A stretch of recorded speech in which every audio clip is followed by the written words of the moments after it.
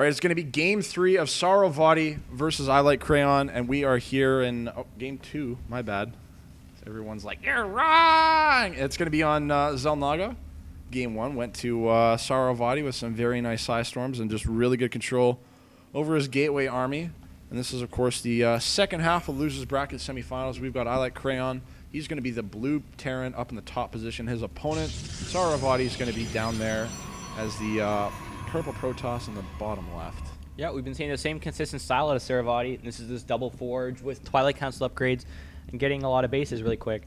And the only thing we really saw that's really easy to point out after that game is that Crayon with his Marine Marauder army,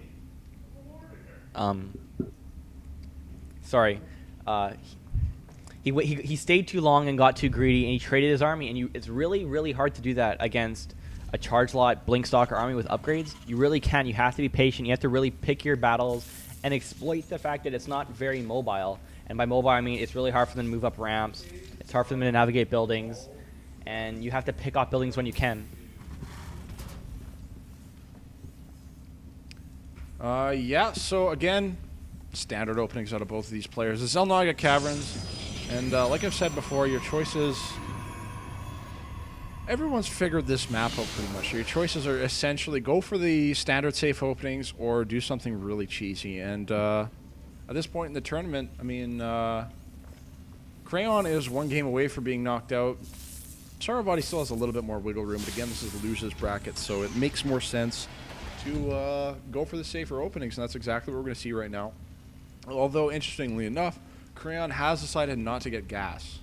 Yeah, so we're going to be seeing a gasless expansion, and now it's either up to SaroVati. Does he want to tech? Does he want to drop that Nexus? What's he going to do? And the thing about Terran is that so he can get rid of the Scouting Probe and drop 2 gas and then tech really quick. There's a lot of options that Terran can do, and it's really up to SaroVati to be really diligent and force himself to know what he's doing. And we're seeing the commands that are being dropped, but he's going to show it to him, and I think that's completely wrong. He could have dropped a few more barracks and maybe done 6 racks. There's a lot of things he could have done, even if he had no potential of doing it. If he would have shown him that command center, which he was lucky enough not to scout, it instantly says, okay, I don't have to worry about this. And we are going to be seeing a tech build out of SaroVati since he has dropped that second gas.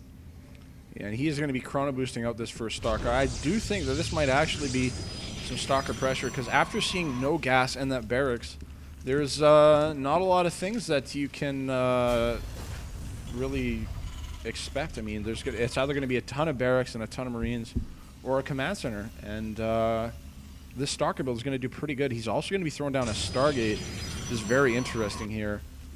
We see Crayon. He's going to be adding on 2 more barracks for a total of 3, and this command center is just about done. Now adding double gas, so he's going to be teching up very quickly and going pretty defensive here, as we can see him throwing down a bunker as well. Yeah, I think the only thing I dislike about going Stargate against a 1-rack fast expand is that he has so many Marines. Sure, it might be a little bit slow on the upgrades, but it's the fact that he has all these anti-air units. You didn't see a Marauder expand, so with the Marauder expand, you just have so many Marauders, there's no Marines to deal with this Void Rays, and he kind of throws that away a little bit, and I really don't like that choice. Yeah, so the Stalker's going to move up here, but the bunker's going to be complete. There's quite a few Marines here. He's not really going to be able to do very much. Get a few pot shots off of that SCV, so if maybe at some point he ever sees that SCV again, he'll be able to show him who's boss. And that SCV is just going to go back to work. And Crayon's just going to sit here, macro up a little bit. He's got double gas worth of income here. And is he going to be adding on some add-ons? No, he is going to be going for a factory here. So he's got 3 barracks pumping out just straight Marines, and he's going to be getting a factory here. I'm definitely interested to see what his plan is for the later stages of this game. First Void Ray is now out, and there's an expansion on the way for SaroVati. Yeah, I think what we're going to be expecting to see is that we're going to see a reactor coming on that factory, and we're going to see a starport come out, and it's just going to give him a little bit of mobility. He can do a drop in the back if SaroVati wants to contain him, which is usually what happens with a Void Ray against the 1-Rock's command center. When he doesn't build it at the natural expansion, it's just sit at the ramp with sentries, keep him out of his base, and get your own expansion up, which we see SaroVati's about halfway done. But it's going to be really, really important to see how SaroVati deals with this. Is he going to be really aggressive with the Void Rays? Is he going to sit and be passive and force him with force fields at the ramp? And he's getting a lot of valuable scouting information. He's seen the factory, but there's really a whole lot else. He's seen the reactor, just like I said, and we're going to see the starport coming up. There we go. And basically, SaroVati has to deny Crayon the chance to get siege mode and get that really, really important gold base, which what this matchup focuses around on this map. Yeah, like we've pointed out time and time again, Terran, once they secure this gold expansion, they can kind of just rally all their forces there and use it to lock down the 2 key chokes on the map on either side of the Zelnaga Towers, is really what the map revolves around. Now with 2 Void Rays out, SaroVati is going to be able to put on a little bit more harassment. He's going to be able to force Crayon into some awkward decisions. Where does he put how many Marines?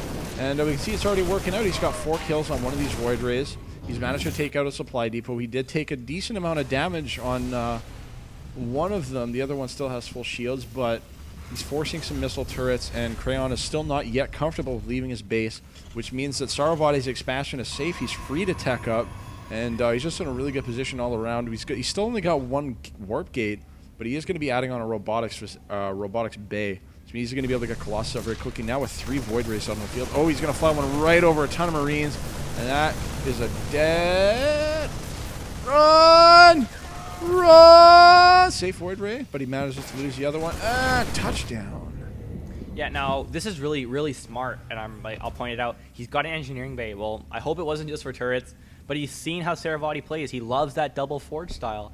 He's really, really aggressive, and the fact is, Bio with upgrades is just as good as Gateway with upgrades, and it's really important to match the prodiG and not let him get too far ahead, because with Chrono Boost, you miss a few gateway or miss a few chances to get your second upgrade going right away, and you fall behind, and then it's just really, really hard to come back from that until it's too late. Yeah, so Crayon has decided it's time to go for a bit of a counterattack here. He's been in his base for long enough. He's got Stim, he's got a ton of Marines, he's got a Viking out on the field, he's got some Marauders. He's going to try and do a little bit of damage here. Scan preemptively to see what he's going up against, and he's going to be feeling pretty confident with what he sees here. He's got this Viking in a pretty good position. He's going to pick off a few pylons, do as much damage as he possibly can, and single Viking accidentally flies a little bit too far into the main base, and I think at this point SaroVati's just waiting for this first Colossus to pop out. Once that pops out, he's going to be not very scared whatsoever of just a few Marines. Pretty good concave here by Crayon, but the force fields are going to go down. Now these Marines are stuck, and that means that this is going to be a dead Bioforce. This Colossus is doing absolutely insane amounts of damage. You can see it's already at 8 kills, and it's only shot like 4 or 5 shots. Yeah, that was like a really poor timing to keep staying there. He could have stimmed, which he did, and just try to snipe the Nexus and sack the units, which he lost anyways. He didn't get really anything out of it. He sniped the pylon, got some probes, but really with Chrono Boost, it's not the biggest deal. But we see another drop loading up, and this is really important. But the thing is, he's got this anti-timing.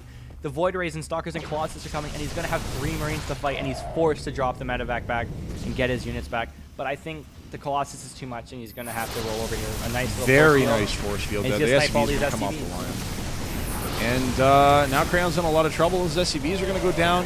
The forces in that drop are going to try and get back in here. There's just not enough firepower to take this down. The Colossus are going to go down, but the Void Rays are going to be the kicker here. Only single Viking to try and deal with all that, and Crayon is not going to be able to deal with it. And that is going to be it.